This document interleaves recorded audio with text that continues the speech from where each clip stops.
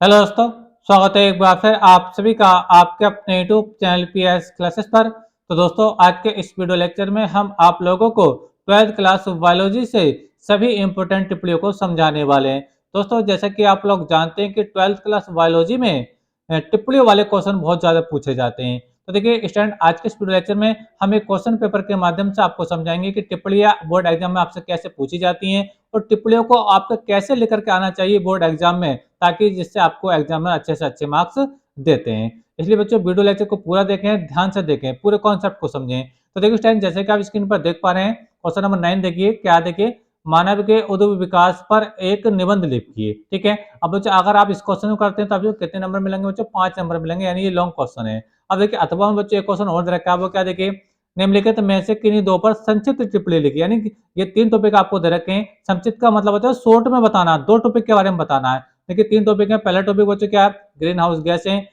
दूसरा टॉपिक बच्चों राष्ट्रीय उद्यान और तीसरा टॉपिक बच्चों जैव विविधता। ठीक है, तीनों ही इंपॉर्टेंट टॉपिक है, लेकिन आपको केवल 2 को करना होता है और हर जो टिप्पणी होती है बच्चों आपको 2.5 नंबर में होती है। कितनी होती है? 2.5 नंबर में। तो आप 2 टिप्पणी करेंगे, 2.5 कितना हो जाएगा बच्चों? 5 नंबर आपको मिलेगा। समझ में आ रहा है आप लोग को मेरी बात? तो आज के इस वीडियो लेक्चर में बच्चों हम तीनों को ही टिप्पणियों को तो डिस्कस करेंगे, लेकिन इन तीनों के भी अलावा आपके बोर्ड एग्जाम के लिए बच्चों जो इंपॉर्टेंट है उनको भी आज हम डिस्कस करने वाले हैं। तो इसलिए वीडियो लेक्चर को अंत तक पूरा जरूर देखें। ठीक है। तो देखिए स्टूडेंट, पहले मैं हम जो टॉपिक है आपका ग्रीन हाउस गैस है, पहले इसी को समझते हैं। देखिए पहले इसकी लैंग्वेज को समझ लेते हैं और फिर मैं इसका एक एग्जांपल देकर आपको समझाऊंगा, तो आपको पूरा फील समझ में आएगा कि जो ग्रीन हाउस गैसें होती हैं कैसे वर्क करती हैं। ठीक है।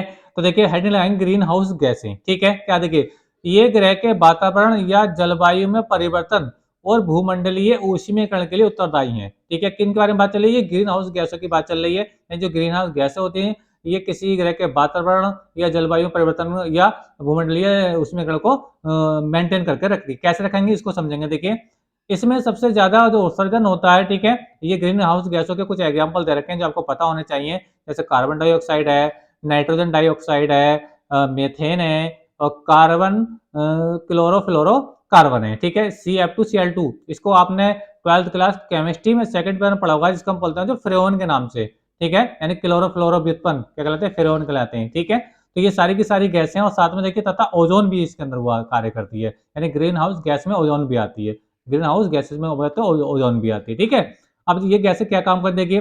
ये गैसें सूर्य के, ये गैसें मतलब ग्रीन हाउस गैसें, मतलब ये जो एग्जांपल मैंने आप लोगों को बताया। ठीक है, ये गैसें सूर्य के रेडिएशन, रेडिएशन मतलब सूर्य के से जो आने वाली प्रकाश की किरणें होती हैं। ठीक है, तो ये गैसें सूर्य के रेडिएशन यानी किरणों को अवशोषित कर लेती हैं और पृथ्वी के तापमान को बढ़ाए रखती हैं।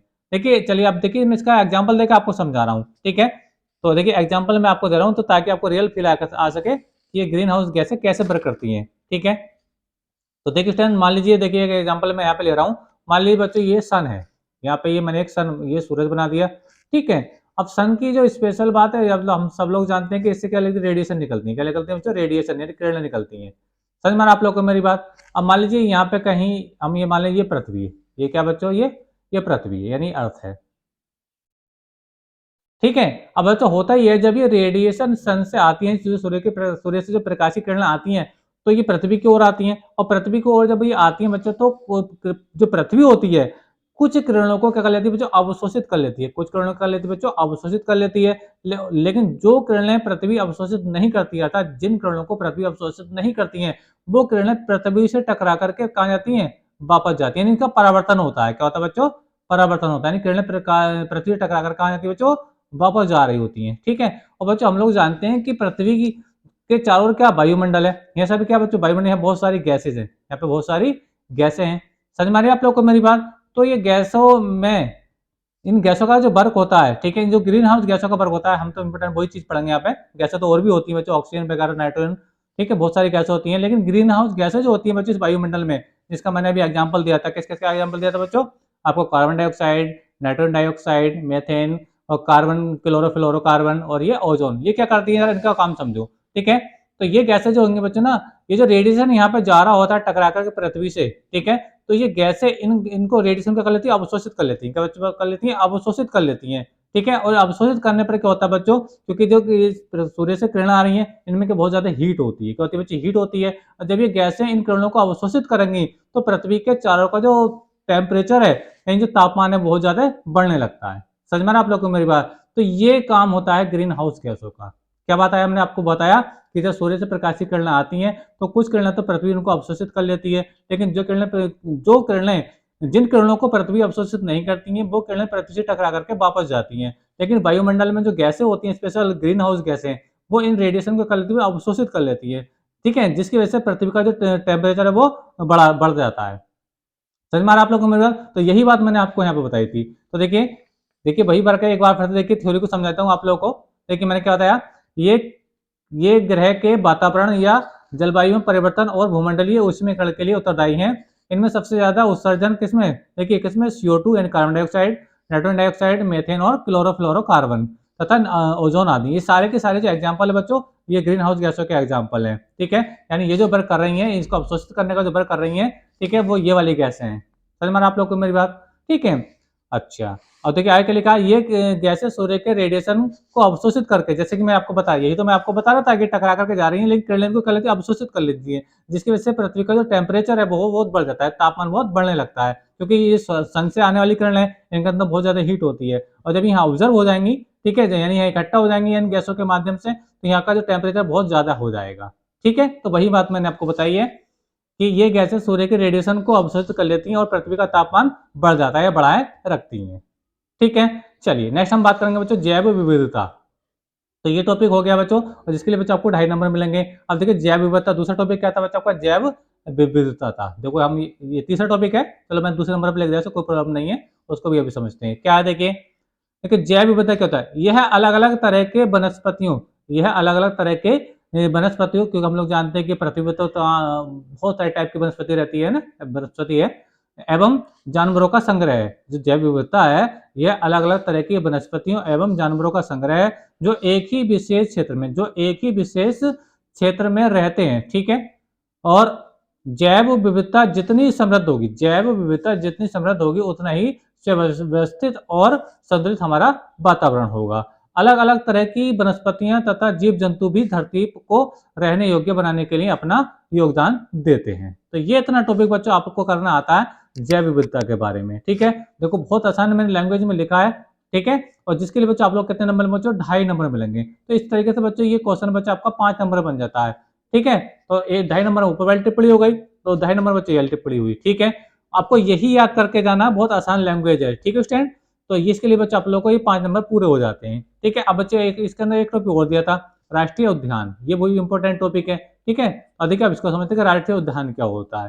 ठीक है, तो देखिए इस पर आप टिप्पणी कैसे लिखेंगे राष्ट्रीय उद्यान टॉपिक पे, ये है देखिए क्या है, राष्ट्रीय उद्यान हेडिंग लगाएंगे, क्या देखिए, वह क्षेत्र जो वन्य जीवों के लिए संरक्षित होता है, यहाँ शिकार करना, पशु चराना तथा फसल बोना निषेध, यानी यहाँ पे हम ये काम नहीं कर सकते। जो आपका राष्ट्रीय उद्यान क्षेत्र होता है, ये ऐसा क्षेत्र होता है जो वन्य जीवों यानी वन में रहने वाले जीवों के लिए ना संरक्षित रहता है। यहाँ शिकार नहीं कर सकते आप लोग, ठीक है, यहाँ पशु नहीं चरा सकते, यहाँ कोई किसी प्रकार की फसल नहीं बो सकते, ये सब पे क्या, वहाँ पे प्रतिबंध रहता है ऐसे क्षेत्र में। ठीक है, राष्ट्रीय उद्यान कहलाता है इन क्षेत्रों में जंतुओं तथा पादपों, जंतुओं का मतलब जीव जंतु जो होते हैं ना, जानवर वगैरह, पादप मतलब वनस्पति पेड़ पौधे, दोनों का संरक्षण किया जाता है, यानी दोनों की यहाँ पे रक्षा की जाती है, जंतुओं की भी और पेड़ पौधों की भी संरक्षण किया जाता है। भारत में कुल 104 राष्ट्रीय उद्यान है, ये एक्स्ट्रा बात है, आपको पता होना चाहिए भारत में कितने राष्ट्रीय उद्यान है बच्चे, 104 राष्ट्रीय उद्यान है। तो इस टॉपिक बच्चों आपको इतना लेकर के आना होता है, जिसके लिए बच्चे आप लोग को 2.5 नंबर मिलते हैं।